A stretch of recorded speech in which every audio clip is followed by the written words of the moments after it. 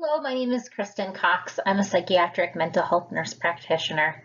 In this presentation, we're going to discuss practice guidelines, the treatment of depression, and also the treatment of anxiety disorders. So what is the purpose? Why are we here? Well, I'd like to provide some general education about psychotropic medications. I was really surprised when I found out that therapy providers didn't have a lot of education about medication, but your clients are really looking to you to have some of that knowledge. I'd also like to provide suggestions where the therapy field can assist clients who are taking psychotropic medications. And ultimately, I'd really like to create better relationships and understanding between therapy providers as well as medication prescribers. A little bit about myself. I am a board certified psychiatric mental health nurse practitioner. I do have 2 years of experience in this role. I spent the first year and a half working in corrections. I was working at the Clark County Detention Center downtown. At some point, I also began exploring some community opportunities. I worked at a clinic 1 day a week for a year, and then I also began working at one of the acute hospitals here. I was covering the child unit as well as seeing some adults on some weekends. I eventually left the jail, left that clinic, and now I'm working at a different clinic on a part-time basis. I'm still at the same acute hospital. I do work a lot during the week with children, and then I do some weekend coverage with the kids as well as some adults. I'm also working as at a residential treatment with some troubled teens.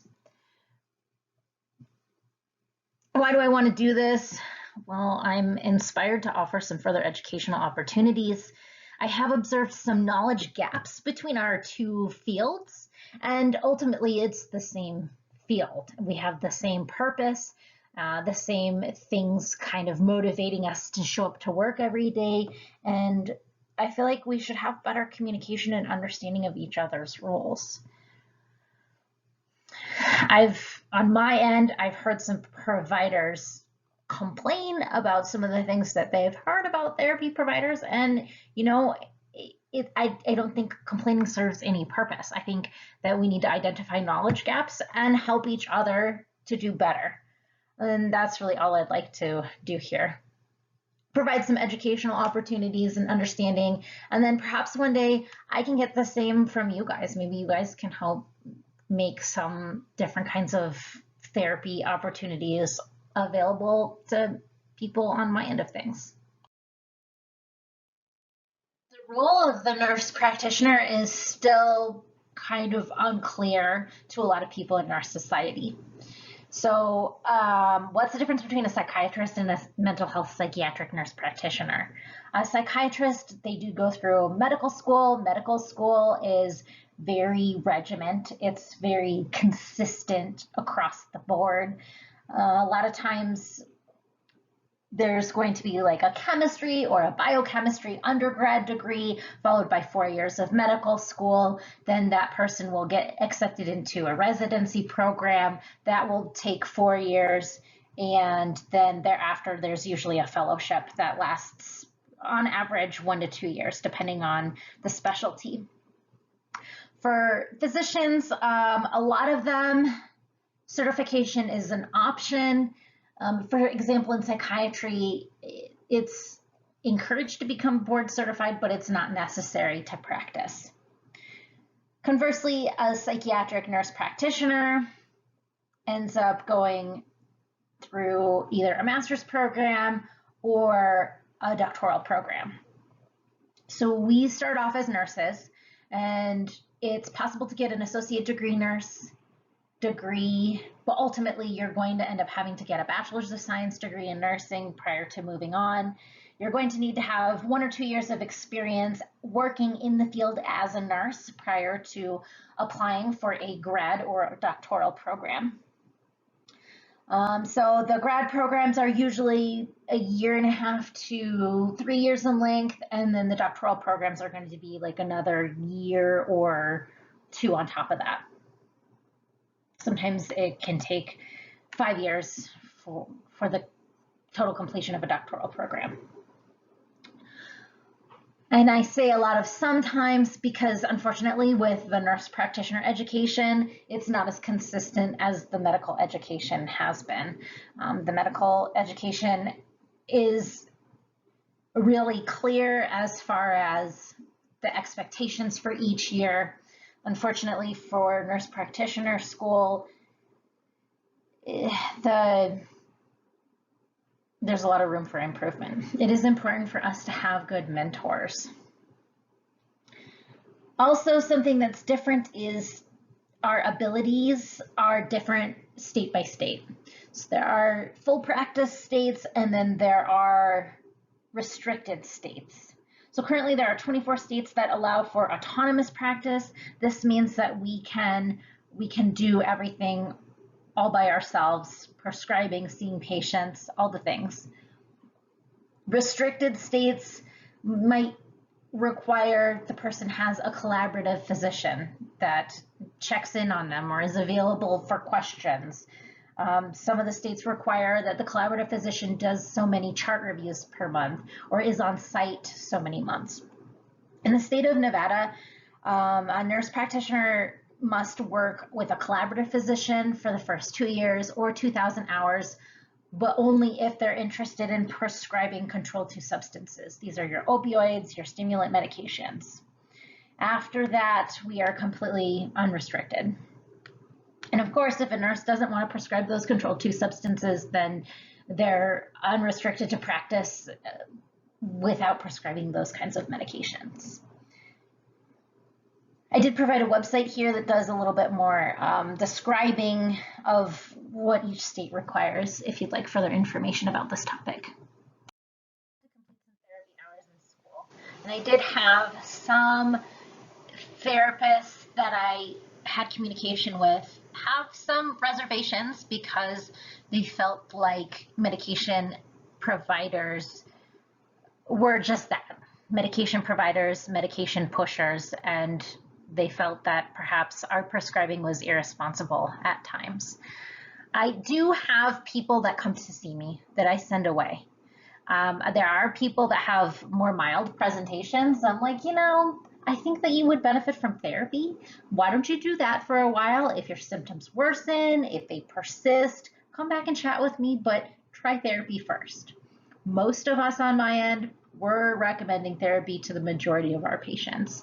You guys are the bread and butter.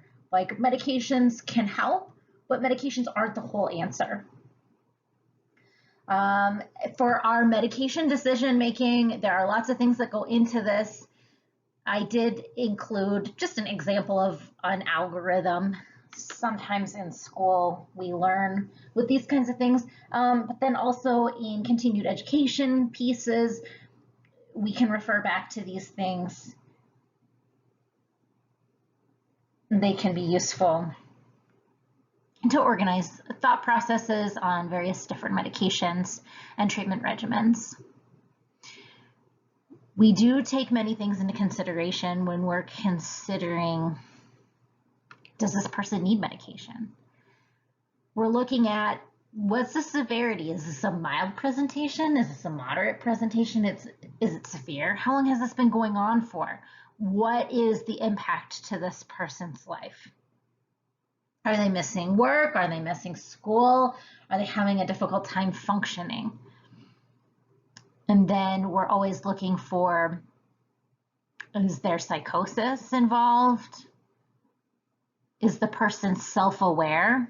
I work a lot with kids, and a lot of kids aren't self-aware. So if you're going to talk to them about potentially prescribing medication, you need to have that in the back of your mind, because this person might have more of a difficult time being consistent with the medication regimen if they don't feel like they have any issues that are going on. Also, especially with kids, we want to obtain collateral information from the family members.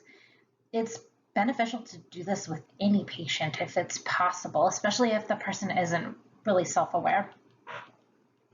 And our assessments should screen for symptoms from a lot of various diagnosis. You know, it's common for people to be going through a lot of different things at the same time: depression, anxiety, ADHD, what have you. So for our assessments, it's really important to be very, very thorough. Treatment of depression, mild depression, we don't always treat with medication. Sometimes if the person has tried therapy, the symptoms aren't improving, if this has started to impact the life, on occasion we will treat mild depression with antidepressant medication. However, that's not the usual. The usual is we're referring to therapy. We're like, you know, go talk to therapy, go work on some stuff, see what improvements you can make on your own.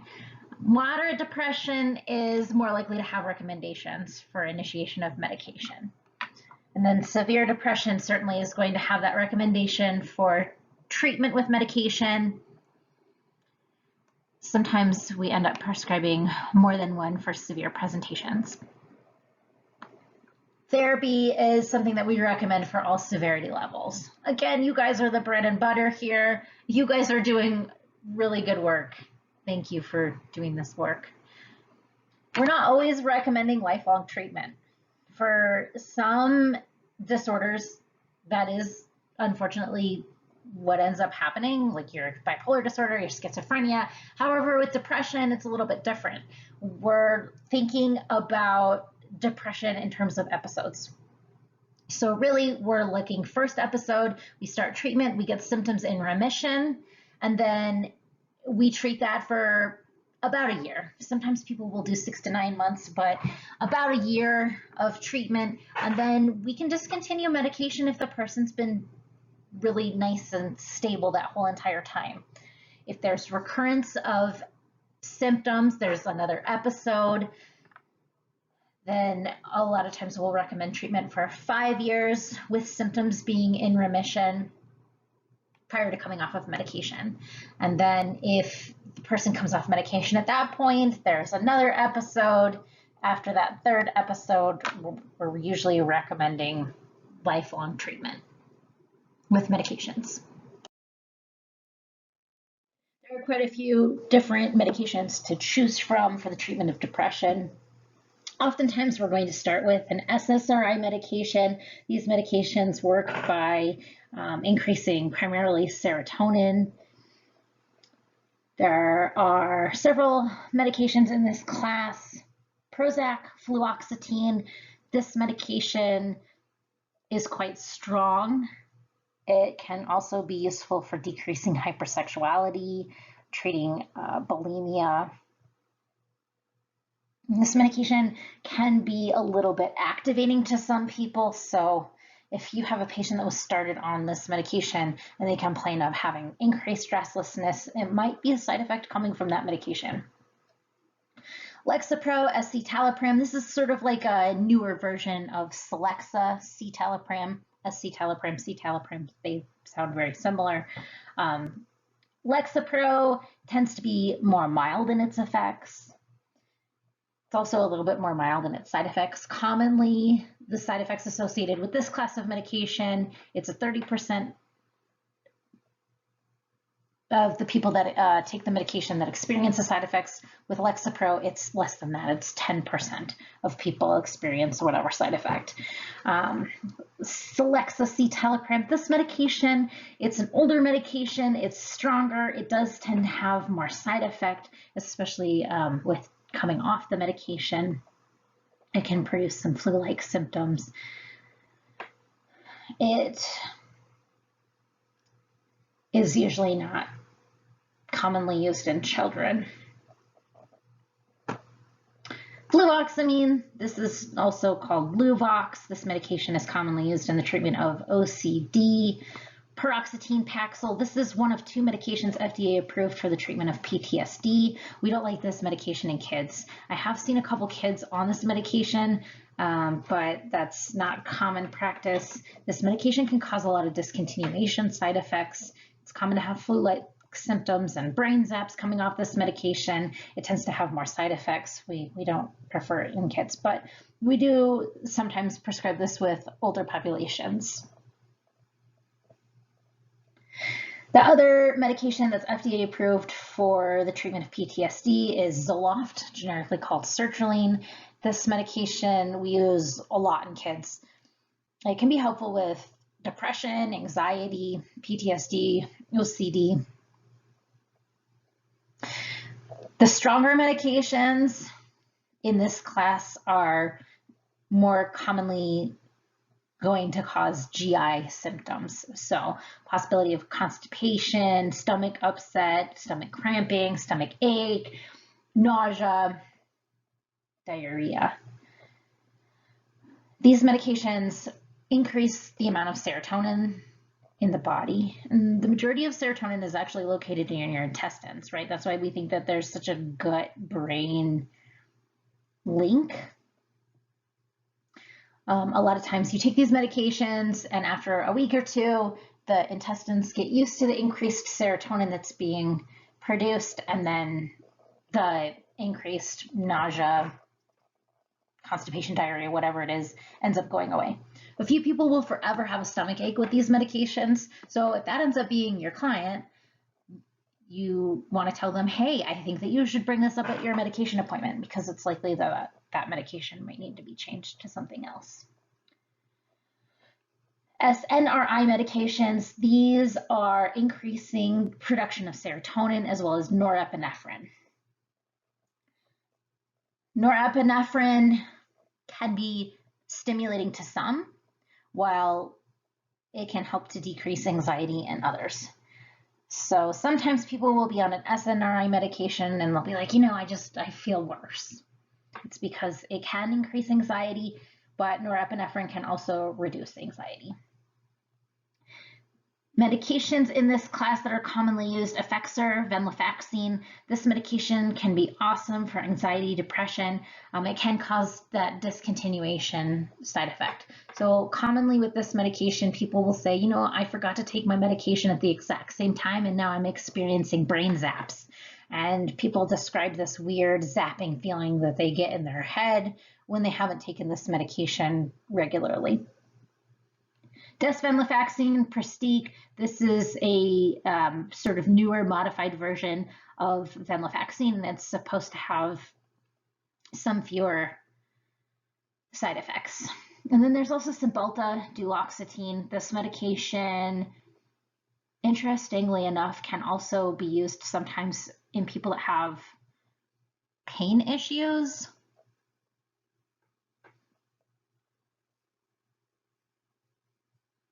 Especially neuropathic pain, like your fibromyalgia patients.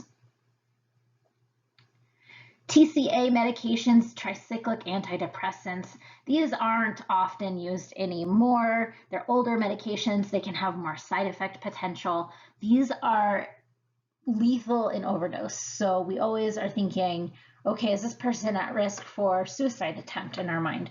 Because if this person has potential for suicide attempt, we don't want to prescribe these medications because this person can die if they overdose on these medications. Sometimes these medications are used to help with sleep, amitriptyline and imipramine, as well as nortriptyline, doxepin. All of these medications can be used for the treatment of sleep. Imipramine also can be used for enuresis, nighttime bedwetting.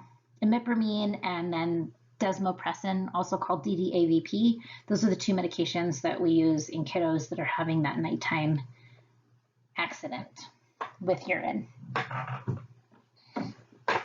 MAOI medications, these aren't used very often at all anymore. They are older medications. They're effective, but they have lots of food restrictions that need to be very strictly maintained. Otherwise, it can cause very high blood pressure readings. It can cause a hypertensive crisis. So the foods that need to be avoided are those that are containing high levels of tyramine. These are your aged cheeses, sauerkrauts, cured meats, draft beers, fermented soy products, things like miso, tofu, soy sauce. And then also, if you have high caffeine intake with these medications, it can also produce that increased likelihood of having that high blood pressure, that hypertension crisis. One thing that's a pain with these medications is it does require a 2-week washout period prior to starting any other medication that contains serotonin.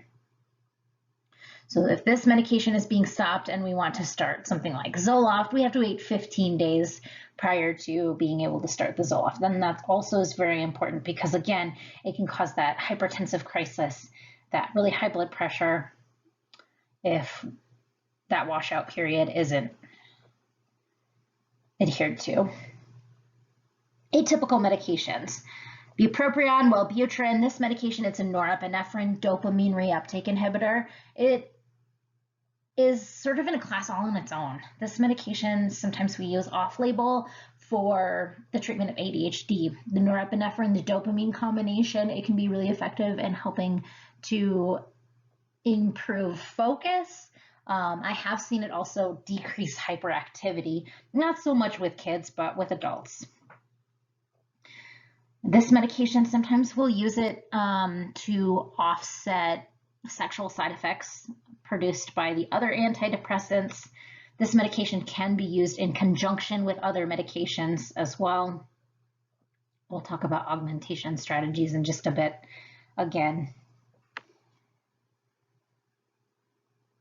So the Wellbutrin is contraindicated in people that have history of seizure disorder. This medication can reduce the seizure threshold. So we don't prescribe it in people that have seizure disorder, and then we don't prescribe it beyond a certain dose in patients that don't have seizure disorder, just because the reduced risk, or excuse me, the increased risk of that seizure development. Mirtazapine, Remeron. Well, this is a sleepy medication. This medication can produce quite good sleep. It's also really good for improving appetite. Perhaps there's an older person, they're not eating very well, or perhaps maybe they're on some chemotherapy, their appetite is really poor. This medication can really increase the appetite. It can also help with depression and anxiety. Again, since this medication does make people hungry, we try to avoid it in people that are already overweight or obese. Serotonin modulators, trazodone, this medication, originally it came out as an antidepressant, but it actually is very, very mild in its effect. We use it more for sleep. It is a non-habit forming medication that can be used as needed or on a regular basis for the treatment of insomnia. Vibrid and Trintellix, vilazodone and vortioxetine, these are newer medications.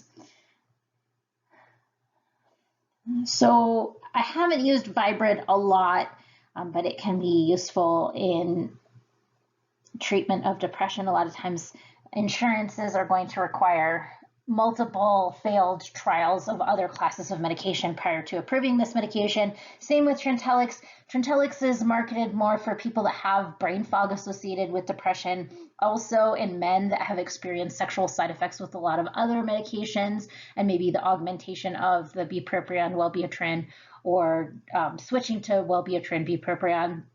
It wasn't effective. Trintellix has very, very, very small chance of creating sexual side effect. I've seen people switch to that medication and their sexual side effect stuff improves. That medication is also helpful with depression, not as much anxiety. Some people do have increased anxiety with this medication. There's a new contender on the market called Auvelity, and this medication is quite interesting. So we have alternative therapies for treatment-resistant depression, ketamine, more specifically. Ketamine can be administered through a nasal spray. It can also be given intravenously. And there are ketamine clinics, and they do the IV administration. There are some clinics that do the nasal spray administration. Spravato is what that's called. Auvelity is similar to ketamine in that it acts on NMDA receptors. So Auvelity is a combined medication. It has the bupropion, like Wellbutrin, and dextromethorphan in it. Dextromethorphan is actually previously known to us through cough syrup. It's an active ingredient in a lot of cough syrup medications. So this medication is actually using the dextromethorphan as opposed to the actual antidepressant. The bupropion and the dextromethorphan, they act on the same enzyme in the body, and so what ends up happening is the bupropion causes the dextromethorphan to become increasingly more effective.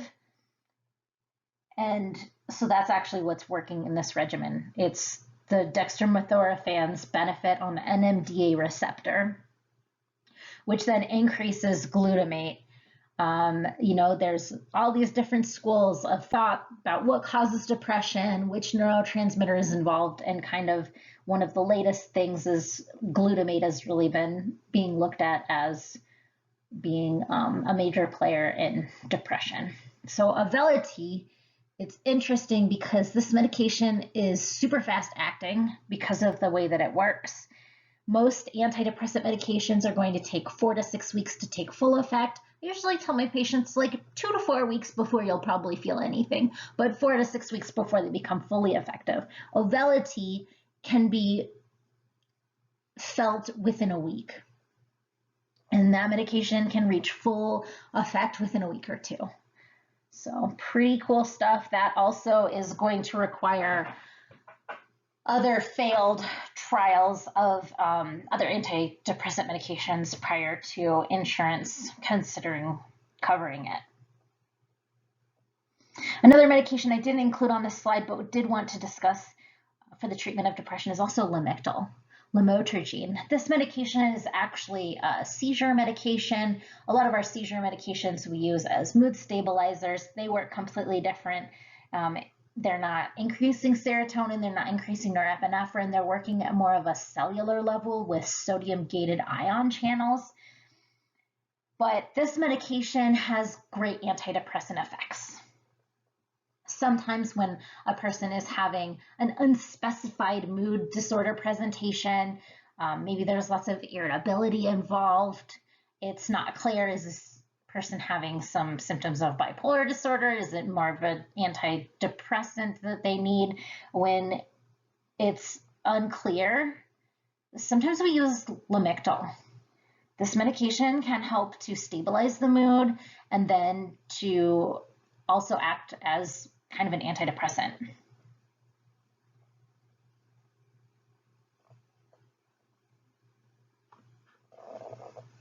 It is important to mention that this medication can cause a rare side effect, something called Stevens-Johnson syndrome, also referred to as SJS. And this is the manifestation of a rash. And it's not a small rash, it's a large, diffuse rash. And it's usually very severe or significant. It's a prominent rash. It can be red and blotchy. This medication can produce an allergic reaction, and that's what the rash ends up being. If your person comes in and they're complaining of this rash, you see this rash, and they're also on this medication, they need to seek medical treatment right away. They need to stop taking the medication and get it checked out. There are some antibiotics that can cause SJS as well. Lamotrigine doesn't have a lot of side effects associated with it, which is also nice. Aside from that rare side effect of the SJS, it can cause some headaches, some drowsiness. I usually have people start it at night. That SJS, the Stevens-Johnson syndrome, it is more common in Asian population. Another thing that we have discovered with that medication is if we go very, very slow with our titration process, it also further decreases the risk of that rash development. So usually we start that medication at like 25 milligrams for 2 weeks, and then we're increasing it to 50 milligrams for 2 weeks, then 100 milligrams, so on and so forth. We're going very, very slow.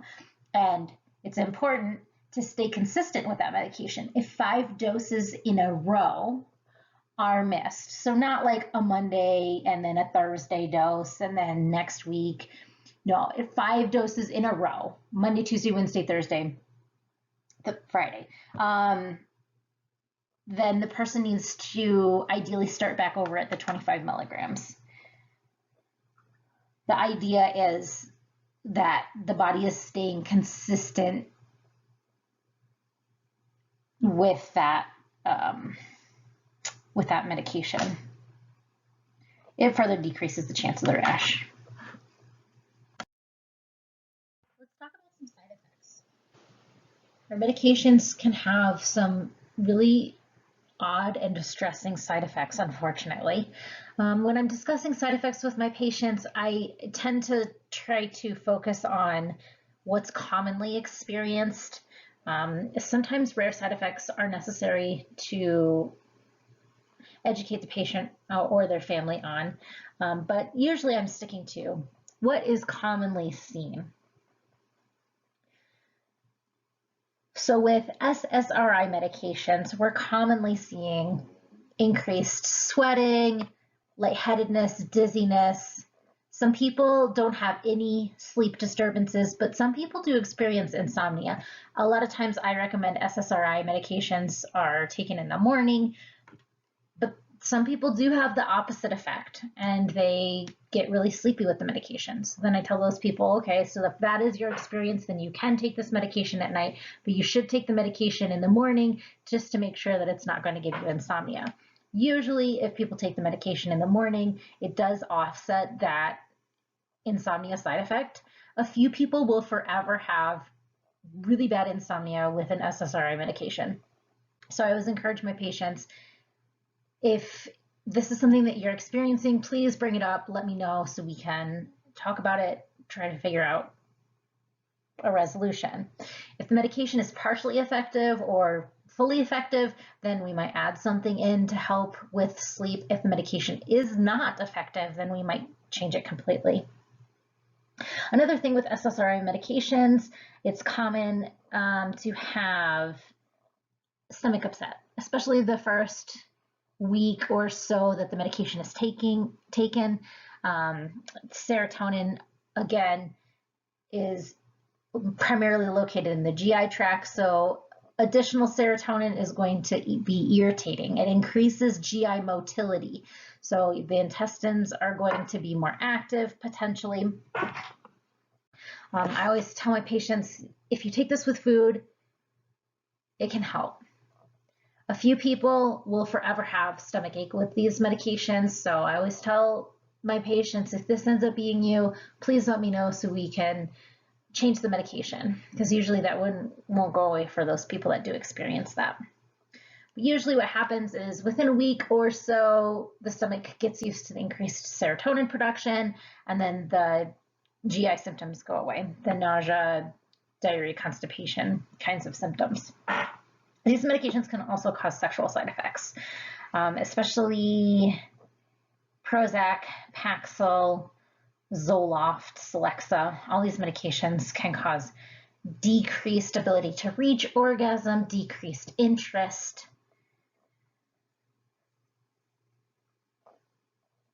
I always try to encourage my patients to discuss these kinds of side effects with me, because there are things that can be done. Sometimes we'll add like Wellbutrin or Buspar even can be added to offset this side effect. Sometimes we can just change the medication completely. We can explore erectile dysfunction medications.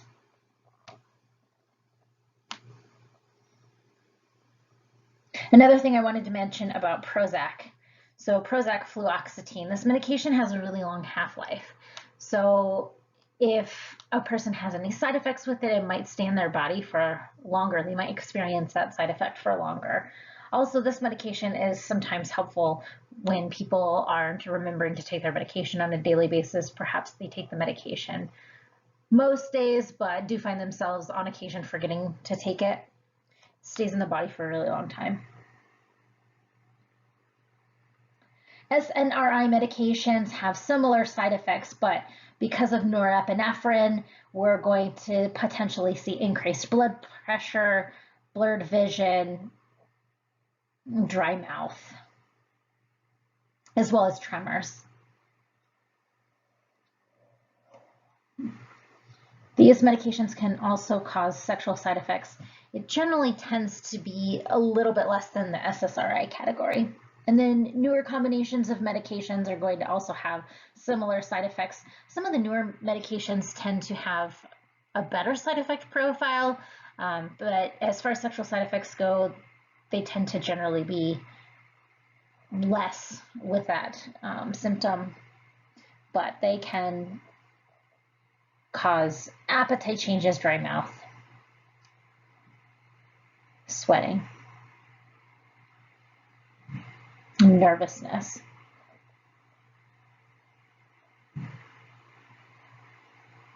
Trazodone. Trazodone does have a black box warning, which is a side effect that is really important to tell the patient about, and that is for the potential of developing priapism. Priapism is an erection that lasts for longer than 4 hours, and that's really significant because if the penis is erect for that long period of time, it poses the risk of potentially causing irreversible damage. So I always like to inform my patients, if this happens to you, please go to the emergency department, get this checked out. It usually needs to be drained, but it is very, very serious. They can lose function if they don't take proper action. Thankfully, I think this is a fairly rare side effect, but it's still really important to know about. And all antidepressant medications do have that black box warning in people 24 years of age and younger for potential of increased suicidal thoughts. And clinically, you don't see this often. You do have some kids that do report this. You do have some people that say they think the medication makes them feel worse.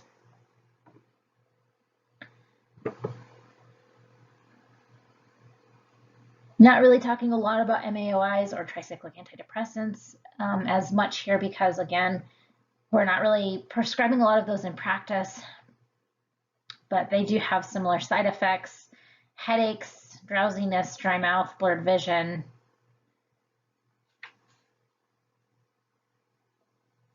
tremors, GI side effects.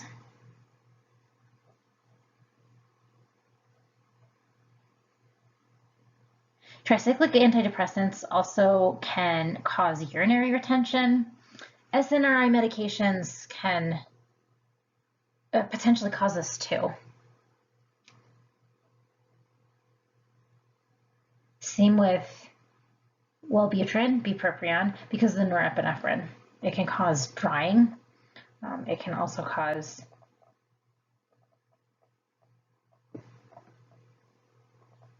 issues with the urinary system.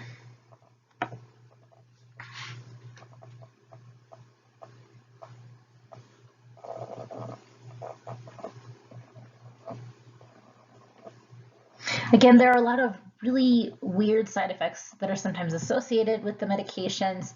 So if a person is bringing up some kind of medical complaint with you, it's best to suggest that they discuss that with their psychiatric provider because who knows, it could be relevant. I had a patient recently that was seen by her eye doctor. She all of a sudden began having blurred vision and she's facing the potential of developing glaucoma. That's really important information because some of our medications actually can exacerbate glaucoma. It can make it worse. Again, a lot of our medications can cause blurred vision, so that medication, we ended up changing to something else for her to try to reduce some potential further risk.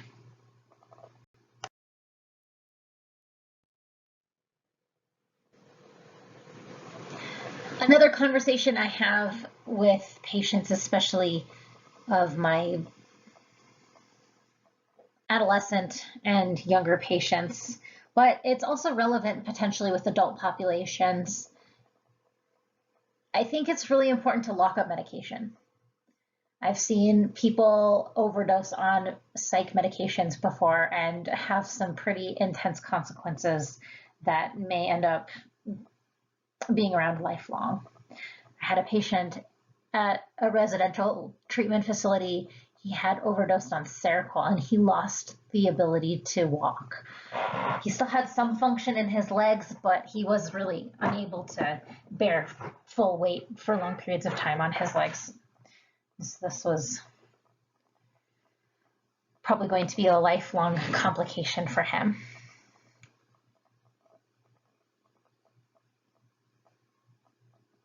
Sometimes parents will say that they want to increase the responsibility of their children, so they would like to give them some medication to take on their own. And if they are considering that, I suggest giving only like maybe 1, 2, 3 days of medication at a time and making sure that the person has been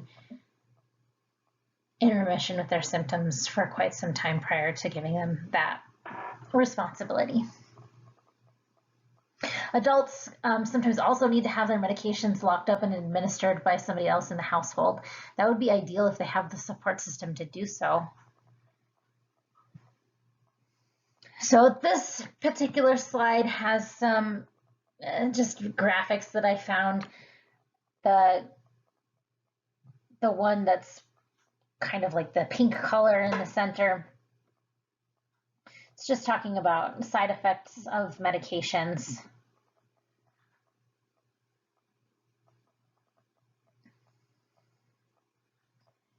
If you'll notice, the majority of the medications on this particular image are almost all pretty significant for sexual side effects.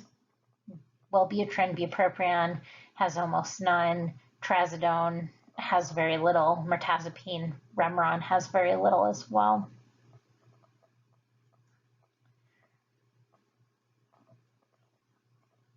As far as sleepiness goes, it's really common trazodone. Trazodone is a medication we give primarily to help a person sleep. It causes lots of sleepiness, as well as mirtazapine and amitriptyline. Orthostatic hypotension, that is when a person has low blood pressure caused by position changes. That's also a possible side effect of a lot of our medications. QT, this is talking about QT prolongation. That's something that you see on an EKG, which is a graphic of the heart. QTc prolongation leads to increased risk of developing arrhythmia or an irregular heart rhythm. Some of our medications are heavier on that potential side effect than others. It says citalopram and Lexapro is a 1+ on this graphic, but that medication is heavier on that side effect. Also, GI side effect. Most of our medications have that potential, as well as weight gain. Some of our medications are really significant for this side effect. Mirtazapine, Remeron, amitriptyline, Elavil, and then paroxetine, Paxil. With fluoxetine, Prozac, and Zoloft sertraline, there can be weight gain associated with those medications too. So then if we move along to this green and red graphic, I found this on the internet. I found it really interesting. It's discussing the potential for illicit substances to interact with our psych meds. I thought that was really interesting because this gets brought up sometimes as a question that a patient might have, especially when it comes to marijuana and alcohol. I did have to look up a drug on this graphic, 2-CTX. I wasn't sure what that was. I believe that's some kind of synthetic, and it looks like that medication does not play well with our psychotropic medications. Marijuana for the SSRIs, SNRIs, it says safe, but potentiation. Potentiation means that the person might experience the effects of marijuana to a greater extent. Same with alcohol. I usually tell my patients, don't mix your psych meds with your alcohol and marijuana. But like if you take your psych meds in the morning and you want to drink or smoke in the evening, then just be careful because these medications can occupy some of the same receptors in the body. And so that may mean that 2 shots of alcohol feels much stronger than you previously would have experienced.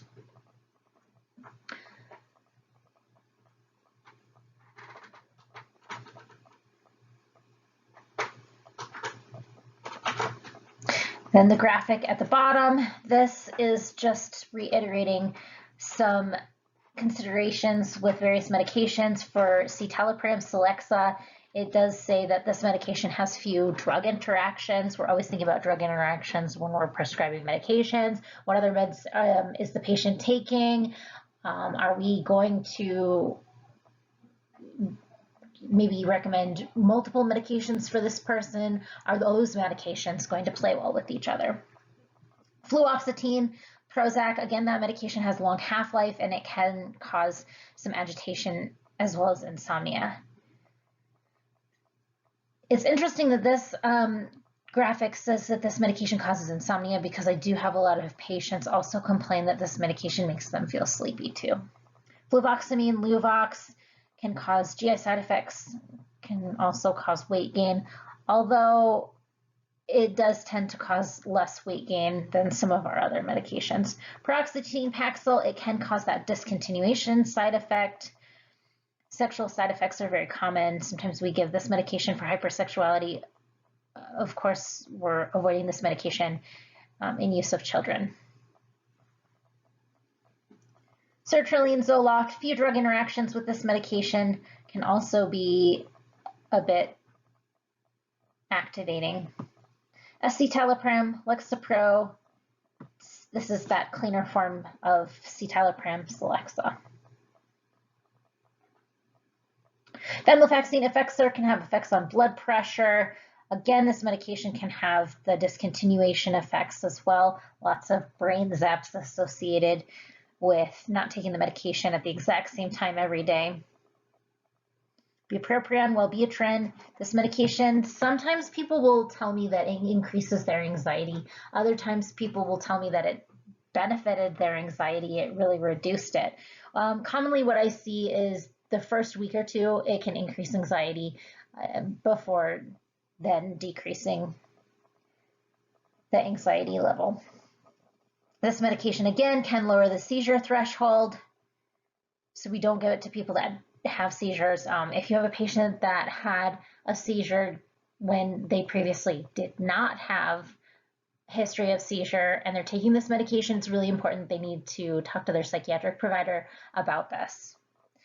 And then this medication has very small chance of having sexual dysfunction. And again, this is one of the medications sometimes we'll use to improve sexual dysfunction associated with our other medications. Mirtazapine, Remeron, this medication is very sedating. We use it for sleep. It also is a big weight gainer medication. It has high amounts of histamine activation. Histamine can cause lots of weight gain. And that's also why it's sedating. It's also good for anxiety and depression.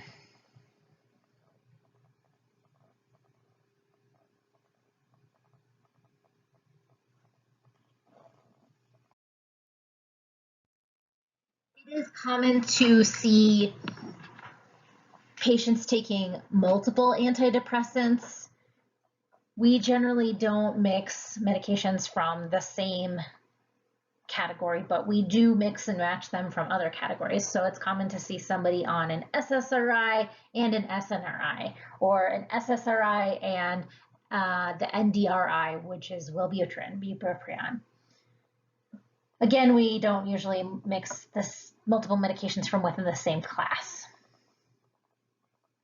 But the different classes of antidepressants work differently. They have different mixes of receptor activation, and so it can be really beneficial. Off-label prescribing versus FDA-approved indications. So an example of this is Zoloft. Zoloft is FDA approved for the treatment of PTSD. Bupropion, Wellbutrin, can also be helpful in the treatment of PTSD, but it's not FDA approved for that indication. So that would be considered off-label prescribing because it was not FDA approved. It wasn't given the seal of approval for that indication. Another example of that is, again, with bupropion, Wellbutrin. We use this medication off-label for the treatment of ADHD. It can be very effective, but the FDA approval is for depression. A third example is Lamictal, lamotrigine. This medication is technically a mood stabilizer. It's for bipolar disorder. We don't usually use it with bipolar disorder 1 because it's generally not strong enough for those folks, but it is great for bipolar 2 presentations.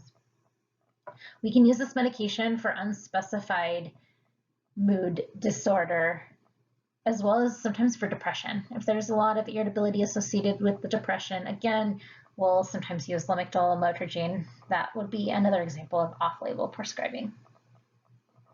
And then sometimes we are adding mood stabilizers or antipsychotic medications into the treatment regimen.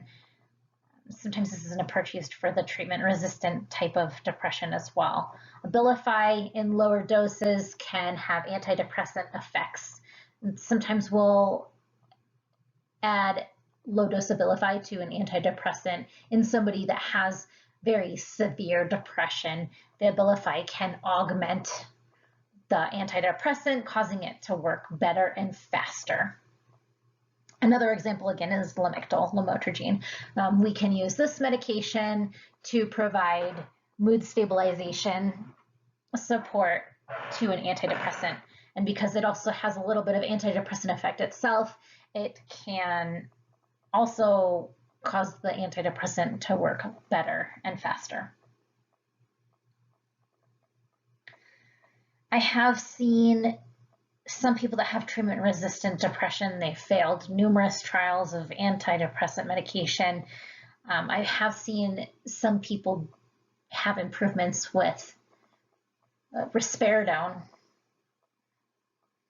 Sometimes we'll use like a low-dose antipsychotic medication.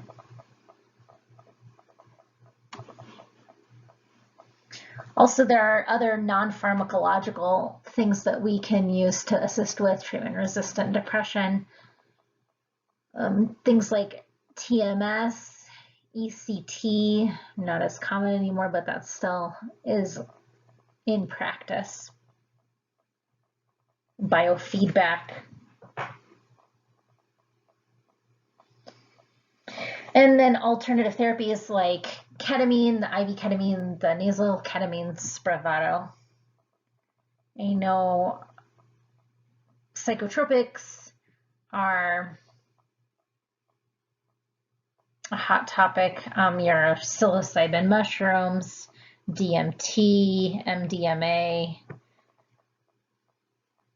I think there's lots of studies being done about those currently.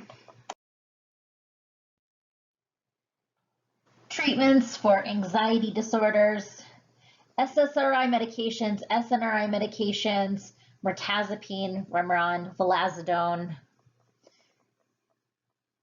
Vibrid. These can all be useful in the treatment of anxiety disorders.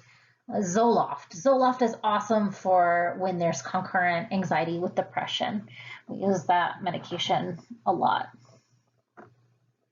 Aside from our antidepressant medications, lots of other regimens exist. Buspar.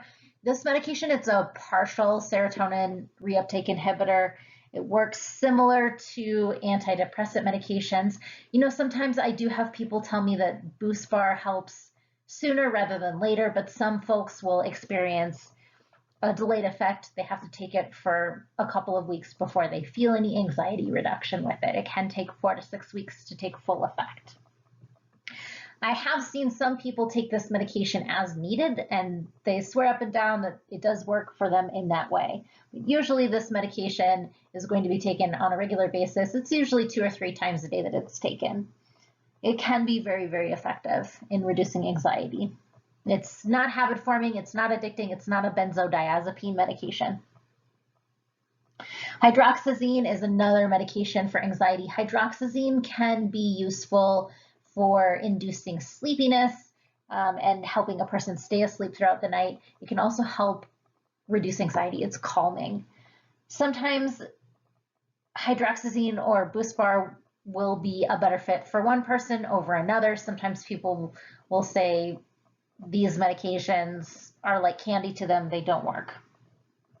Hydroxyzine sometimes is taken just as needed. It's not like Buspar, it's completely different in the way that it works in the body. It's actually more closely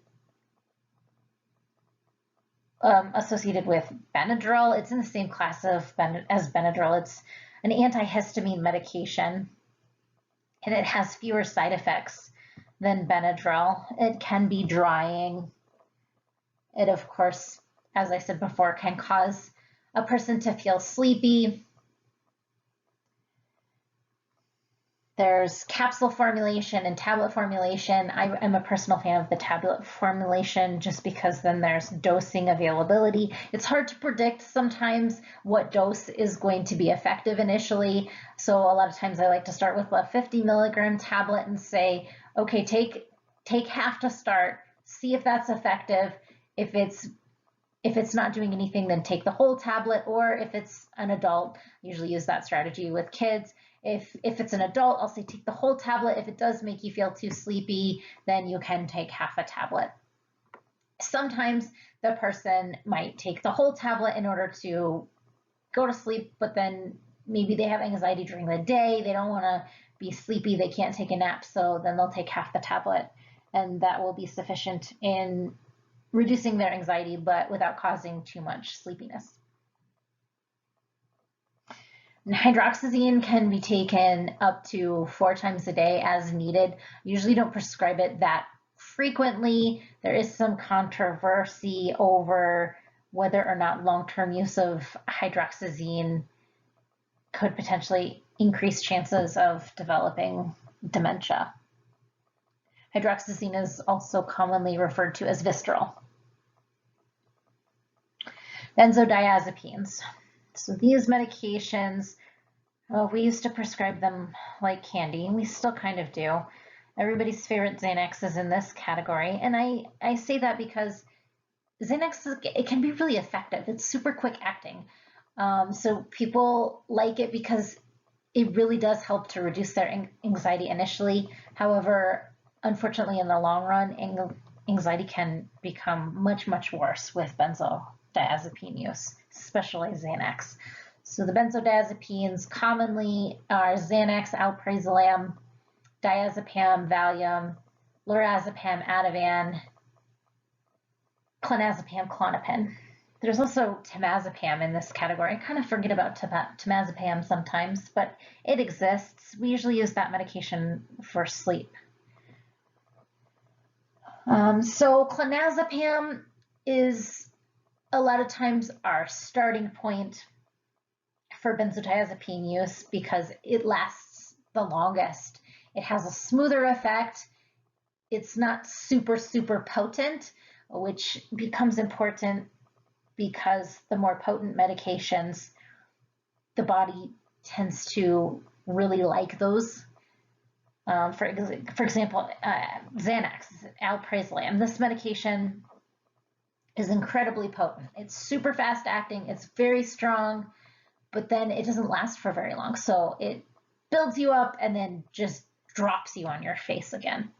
And that's why anxiety can become worse with this medication. Also, because it's super potent and then doesn't last for very long, it leads to more addiction potential, more tolerance. So with benzodiazepines, it's common for people to take these long-term and experience the need to have increased doses to cause the same effect. These medications were never really intended to be prescribed for long-term. They're really meant for short-term use. They're Band-Aids while we get a longer-term treatment to become effective. But people do end up staying on these medications lifelong. They'll stay on them for years. Coming off of Xanax can be very, very difficult. A lot of times we'll switch over to something else, and that's our preferred method nowadays. Many people in psychiatry now are trying to get people off of Xanax just because they're going to have better anxiety reduction switching to something that's longer acting. I have had success switching people over to Valium, diazepam, as well as Ativan, lorazepam, and clonazepam, Klonopin. Clonazepam has a 1-to-1 switch ratio with the Xanax, alprazolam. So it's easy to convert people over to that medication. And I have had people come back and say, you know what, you were right. I feel like my anxiety is much better controlled with this medication. I feel like it's smoother. I'm not having all these ups and downs and cravings for the medication. Other times people are convinced that Xanax is the only thing that works for them. And perhaps they're right. We do sometimes encounter that. We did unfortunately used to really overprescribe this class of medication, and that still happens today. It's not happening as much, thankfully, but I have seen where somebody will go see a primary care provider. They'll say, I'm having lots of anxiety. That primary care provider will give them lots of Xanax and then refer them to psychiatry. And that's really an unfortunate disservice, because then this person becomes convinced that the only thing that will help them is a benzodiazepine, which is not usually the case. And those medications, it's not an appropriate starting place. Propranolol and clonidine. So these medications are technically blood pressure medications, but they can be really useful in reducing anxiety. Propranolol, especially public speaking anxiety, social anxiety, that medication can be very, very beneficial. Also for just generalized anxiety, clonidine. This medication has a lot of uses in psychiatry. Sometimes we'll use it with detox protocols. It can help with anxiety associated with detox from substances, and sometimes we'll use clonidine for the treatment of ADHD, hyperactivity, impulsivity type, especially in children. It becomes less effective for that as a person reaches adulthood, but it can be really effective with younger kids. It's usually given at night for that. Clonidine can also be given for anxiety reduction. The one thing that I would caution about clonidine for use in anxiety, well, and in general, if this medication is taken consistently for a period of time and they're on higher doses, abrupt discontinuation can lead to what we call rebound hypertension. This is where the blood pressure ends up getting too high. So the person does need to come off this medication slowly if they're on higher doses. It's really important. It's not my favorite medication to prescribe because of that possibility. And then gabapentin, this medication has been used for all kinds of different things. It can be used for seizure disorder. It can be used for peripheral neuropathy, usually associated with side effect of having diabetes. But I've seen it given in fibromyalgia. It can also be helpful in reducing anxiety. It's sort of kind of become on medication under a lot of scrutiny recently because there's concern that this medication could cause potential for addiction.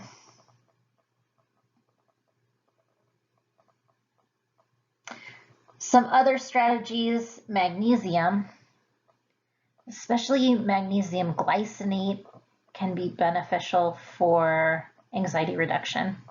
Magnesium glycinate, I usually have people take it at night because it can also cause some sleepiness, but it can be helpful in reducing anxiety.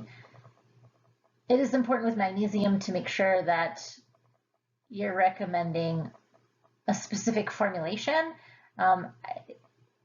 Some formulations are going to be more irritating to the gut and can cause a person to have diarrhea. So that is not going to reduce anxiety probably. Magnesium citrate in higher doses can cause lots of bowel movements, right? Sometimes we'll give magnesium citrate prior to colonoscopies because it can induce lots of bowel movements. And then magnesium oxide, it's poorly absorbed, so it goes primarily through the intestines, and then it's a little bit irritating to the intestines and can cause bowel movement. So magnesium glycinate is what I personally like for anxiety reduction. Some people take ashwagandha. You do need to be careful with this medication as it has been associated with increasing likelihood of liver injury. So somebody that has maybe liver cirrhosis or hepatitis should really avoid ashwagandha or talk to a healthcare provider prior to taking it.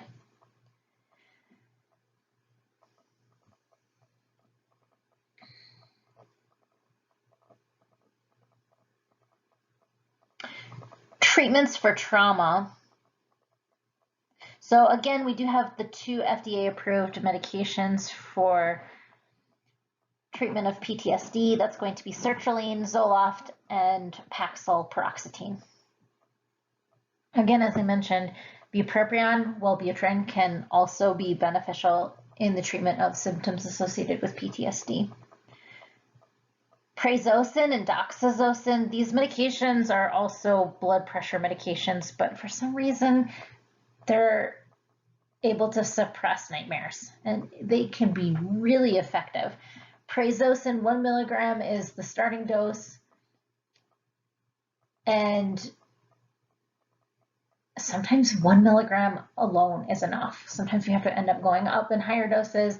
Doxazosin is also very effective, although it hasn't been as commonly used as the prazosin. Also, for the treatment of trauma, sometimes people have a lot of flashbacks at night. They have increased anxiety. It might be really difficult for them to sleep. It might not necessarily be associated with them having nightmares. So we're always looking to treat sleep. We know a lot of things are increased if a person isn't getting adequate sleep. So sleep agents and the hypnotic medications, which help sleep, are good if there's that disturbance. Propranolol and clonidine also can be used for reducing anxiety. And then since we were just kind of talking about sleep, just some general things about sleep. CBTI is always our preferred method of sleep induction. A lot of people have really poor sleep hygiene, so we're always trying to push that first and foremost. Are you drinking caffeine beyond like 10 or 11 o'clock in the morning? You shouldn't be. Are you, getting in bed and looking at your phone and being on the computer and watching TV? Because you shouldn't be. You need to reduce that screen time, preferably 2 hours prior to bed, because that light can activate your brain into thinking, oh, there's light, it's time to wake up. Are you going to bed at the same time every day? Are you getting up at the same time every night? We're really trying to push those things first and foremost. It can be really difficult for some people to implement these measures into their life, and then some disorders, sleep is an issue. So bipolar disorder, we know that the more a person goes without sleep, the more disheveled they become, the more increased in their psychosis they become. So with bipolar disorder, we're really looking to activate sleep. That's really important for them.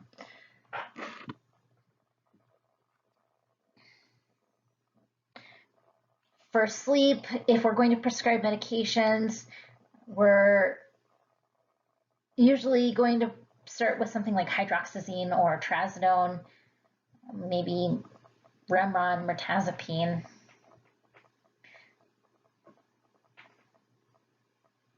Seroquel used to be given a lot for sleep. It's not the preferred method anymore. Seroquel is an antipsychotic medication. It can have antidepressant benefits. It can be very, very sedating, but this medication can also have a lot of side effects associated with it. It can cause a lot of weight gain. It can cause potential for that QT prolongation, which is that widening on the EKG that can lead to increased risk of developing cardiac arrhythmia. So there's a lot of education being done right now in the psychiatric community, trying to remind people that this is not really a preferred medication for sleep induction. It sometimes still is in a roundabout way. If the person is going to benefit from having an antipsychotic medication on board and they're not sleeping, we might pick Seroquel because it's like 2 birds, 1 stone, but it shouldn't be really routinely prescribed just for the induction of sleep. Melatonin. Melatonin is primarily beneficial when there's shift work. So maybe the person has day and night shift rotation, but melatonin is actually a hormone. And so smaller amounts have been shown to have better effects than higher doses. Some people will argue with that. Some people will say that that's not how it affects them. And I'm definitely not one to not believe them, but they have done studies that have shown smaller doses of melatonin may actually be more of a benefit than higher doses. And by smaller doses, it's like 0.5 milligram to 1 milligram of melatonin.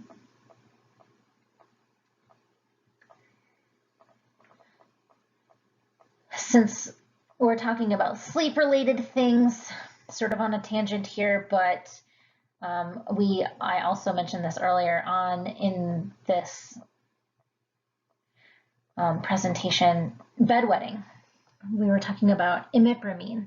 Imipramine can be used for nighttime bedwetting enuresis, also desmopressin, DDAVP. I see more commonly the DDAVP, the desmopressin, being used, and that's actually what I generally use as well. These medications are Band-Aids, they're not treatments. So if the person forgets to take the medication or comes off the medication, then it's likely their symptoms are going to return.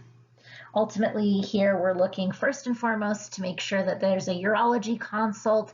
This person needs to have some anatomical studies done to make sure that they don't have any structural anomalies that are causing them to have this issue. We also want to do some type of training with them. There are pads that can be used that have timers and sensors, and there are also underwear that can be used. I had a patient today, they were telling me that they used underwear that would set off an alarm when the underwear had any sort of urine that it sensed. And then this would trigger the person to get up and go to the bathroom. So we're really trying to train the brain to remember that there is that bladder there and to create better neuronal transmission between the bladder and brain. And also for these kiddos, it's important to cut off the fluids.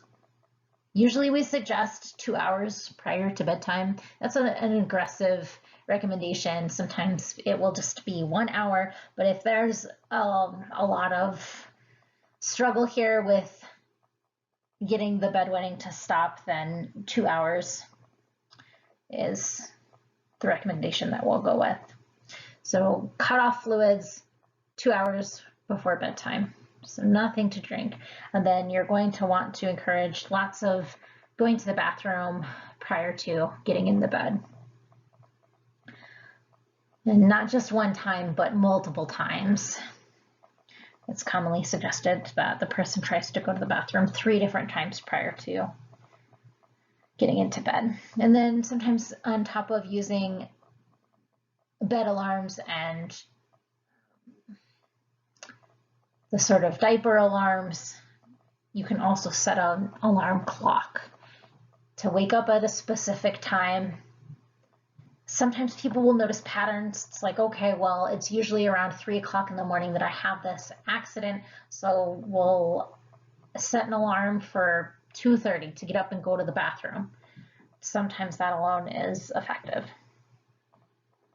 And again, really what we're trying to do here is we're trying to increase the strength of the communication between the bladder sensations and the brain, and we're trying to create those patterns.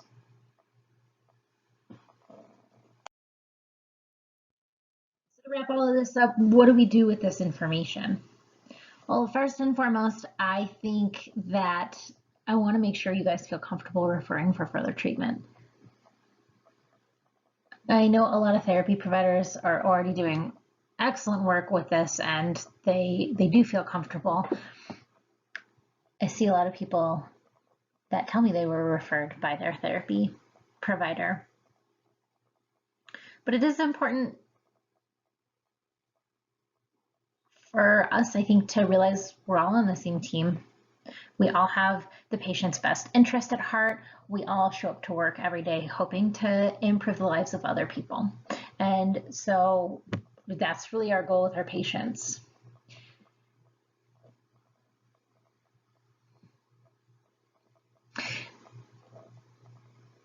Therapy providers can also assist with side effect monitoring.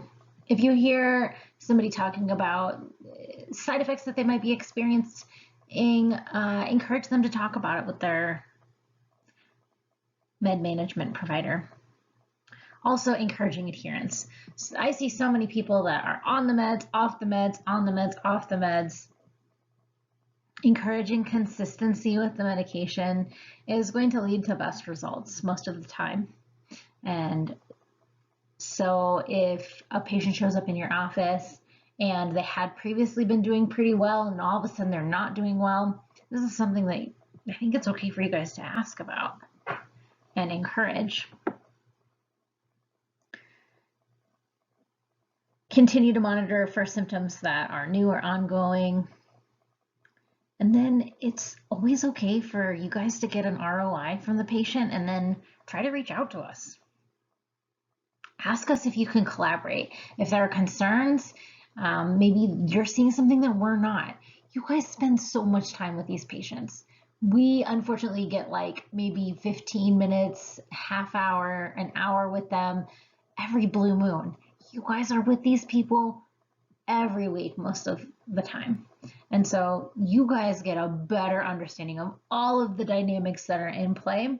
If you think the patient is struggling, but also think maybe that the patient needs further advocating for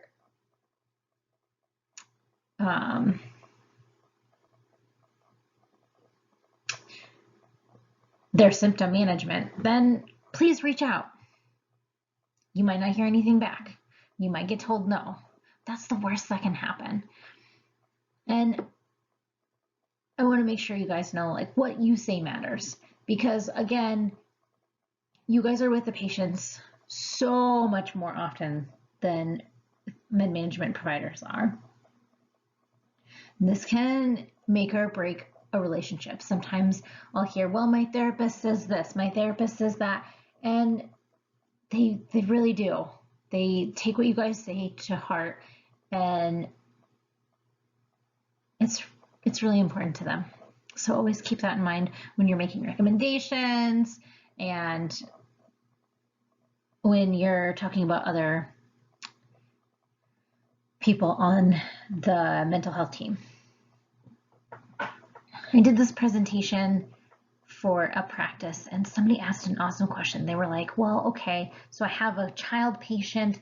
How do I bring up med management to the adult? This is really, really, really awesome question. It is not easy to do this kind of work and have these kinds of conversations. So with seeing kids, of course, everyone is aware you have two patients, not just one. You have the child and you have the family. Gosh, sometimes you have multiple family members. So I always try to take a really gentle, empathetic approach, be really kind of soft and nurturing in my wording. And I try to assess, what are your expectations? What are your thoughts about medications? Sometimes people come from cultures where medications are an absolute no, or it's just that age group where they're a baby boomer and they were just told, like, you have to pull up your bootstraps and it's not okay to take medication, and that's not necessary. So finding out what the feelings are behind a medication conversation can be really, really beneficial in figuring out what approach to take next. And then you can also always suggest that the person goes and speaks with a psychiatric provider. They can always say no. If they don't like the treatment plan, if they're still having reservations, they can always say no. And again, have this conversation over and over again. You can have multiple conversations about medications. There are a lot of things that go into medication evaluation and management. There are a lot of things that weren't discussed here. Of course, neurochemistry, we could have talked about the enzymes associated with metabolism. We could speak on drug-to-drug interactions. So many different things go into why we make the decisions that we make. I really wanted to keep things relevant here to what you guys are going to have in front of you during practice. I really hope you got something out of this. Thank you so much for your time.